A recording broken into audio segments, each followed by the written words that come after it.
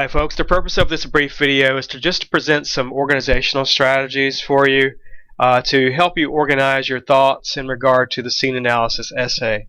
One thing I should point out to you right away is that you should understand that there is no single one way to organize an essay.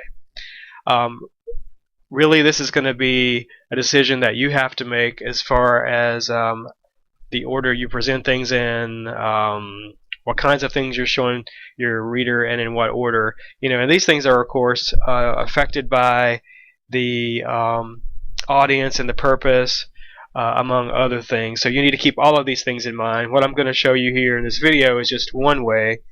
You'll also notice that in the instructions for this assignment, I've presented two other ways for you. So really, the best way to organize an essay is just through trial and error, by trying different things and seeing what works best for you.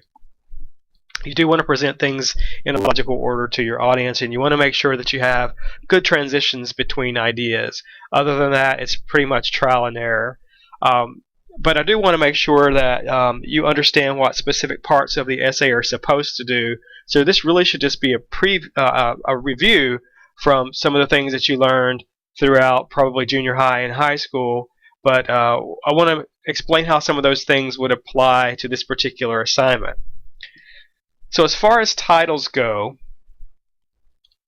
a title should preview the entire content of a paper. So in this case, what that means for us then is that there are three things that we need to make sure that we mention in the title of our scene analysis essay.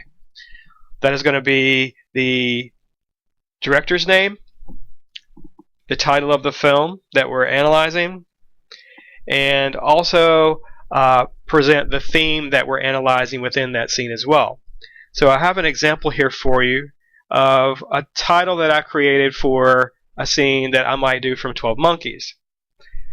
You'll notice that this is a somewhat long title. It's a little formal, and there's a reason for that. If you recall from the last video, our audience this time is made up of scholars, academics, film critics, and experts in the field of film. So because of that, your title should probably resemble this one.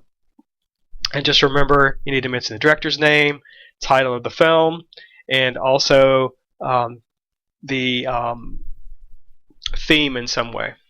Also remember, and a lot of you did this last time, that film titles are italicized, and a lot of you last time in your last paper did not italicize those. So film titles are italicized. So my title that I've created here is Reality and the Constraints of Time, the Ideas of Entrapment and Enclosure in Terry Gilliam's 12 Monkeys. So if you were to see that title, you would know exactly what my paper was going to discuss. So you need to make sure for your own title that yours does the same. Now you may think, well, a title's no big deal. That's not really true. Title is very, very, very important because it sets up the expectation for the reader of what they should expect to see in your paper. Now, as far as the introduction of your essay goes, there's some specific things that should happen here as well.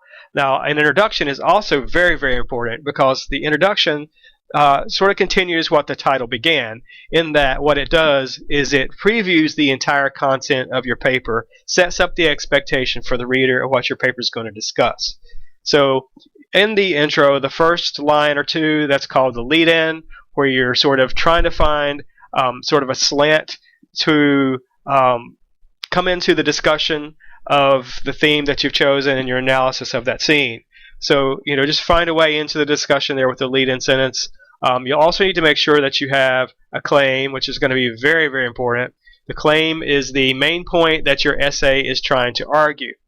So, in this one sentence, this claim, you need to identify the director, film, and the theme that you've chosen to discuss in one sentence, and also explain its importance.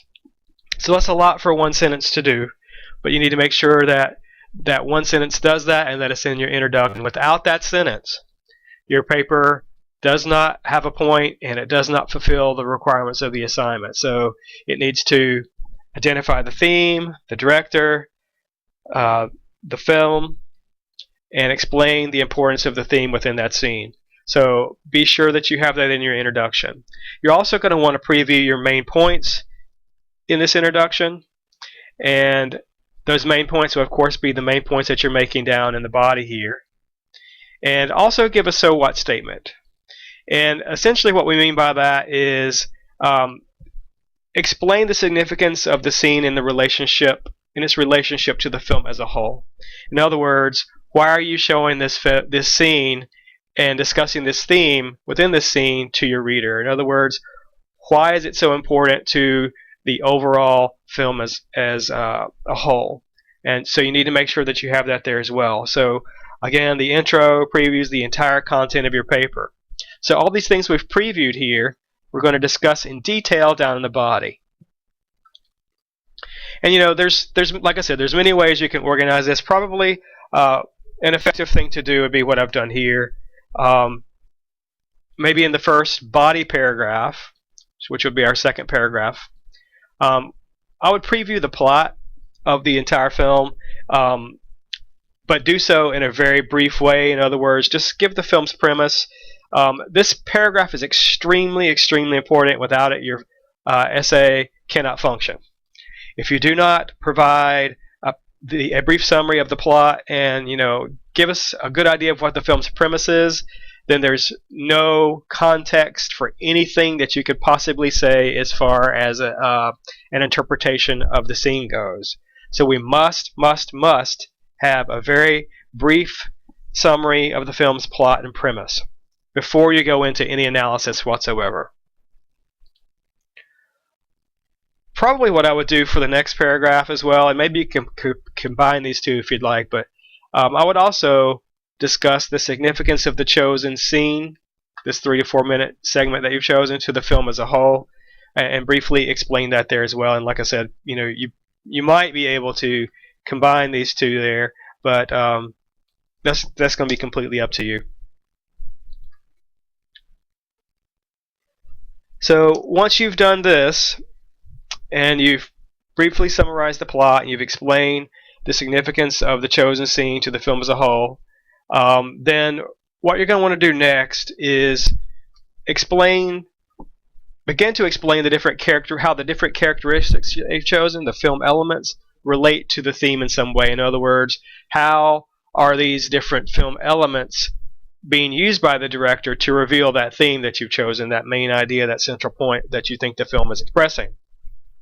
So what I could do here is maybe discuss the importance of characterization first. Now, why would I want to choose characterization first? Because that's, again, going to give the reader a better understanding of some of the film's basic points that it's trying to make as far as the characters go.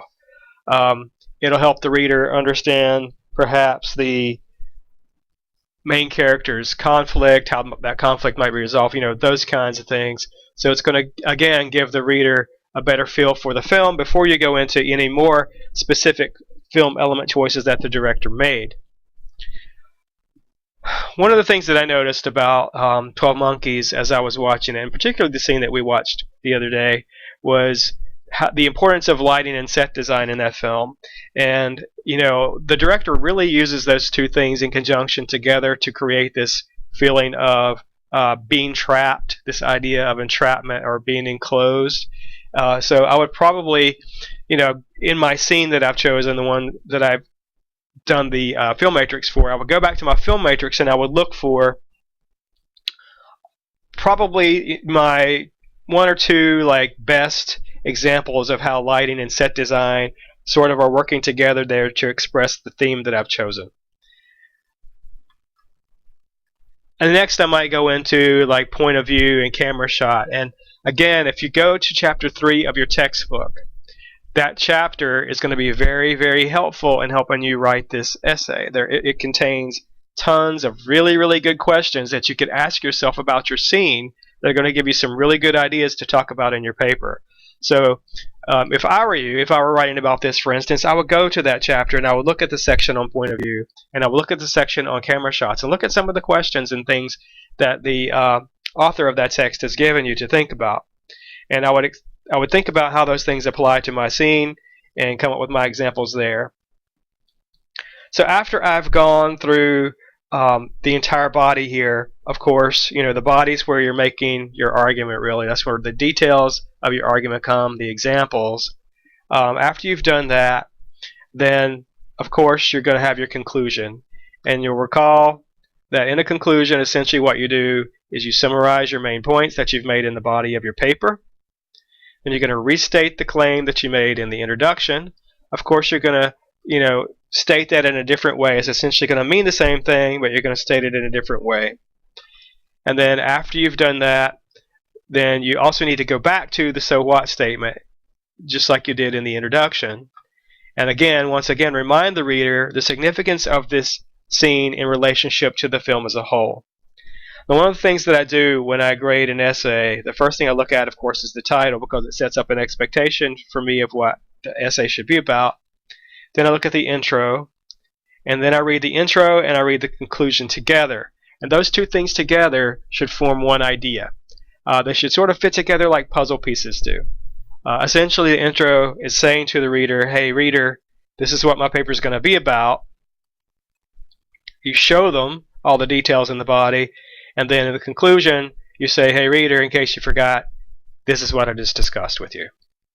And that's, the very basics of organization. So this is just one way that you could organize your paper. Again, there are several other ways that I have illustrated in the instructions for the assignment that I've given you in the written instructions.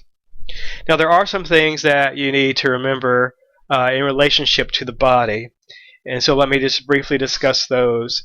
When you're giving your examples to support your argument, let's say that I'm writing about lighting and set design. So when I pull out my example of lighting and set design and how it's being used to convey the idea of entrapment, or the idea of feeling trapped or being enclosed, then as I begin to discuss it in my paper, in the body of my paper, I'm going to have to do some specific things. The first thing I have to do is let my reader know where I am in the chronology of the events of the plot. In other words, where are you in the story? You have to let them know that. I mean, you do have to remember your reader of your paper has already seen the film, so you need to let them know where in the film that you are. So after you've done that, then you're going to make your assertion. You're going to make that point about, for instance, the lighting and set design and how those two things are coming together. Okay, this is called a subclaim. And just remember that subclaims support claims. And remember, your claim is your overall point that you're making. So I'm going to make my assertion, make my subclaim. But then, when I make that assertion, I can't just move on and begin discussing something else. I have to provide the evidence from the film that proves that this assertion is true. If you were an attorney arguing a case in a courtroom, you wouldn't just say, my client is innocent. I rest my case, Your Honor.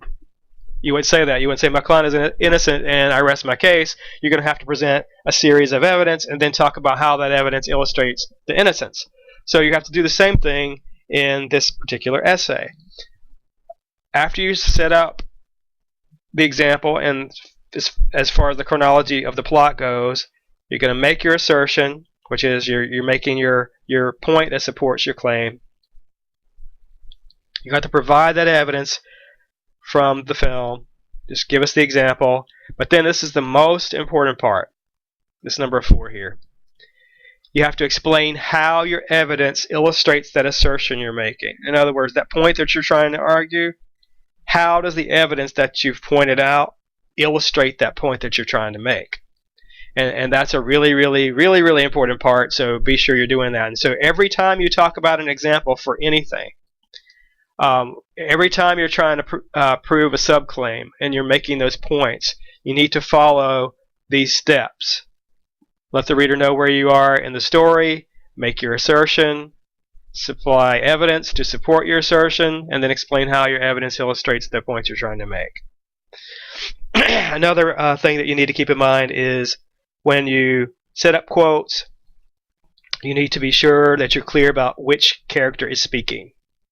And I have an example here that I'll let you look at you can just pause this screen and take a look and read through it and make sure you're doing this in your paper.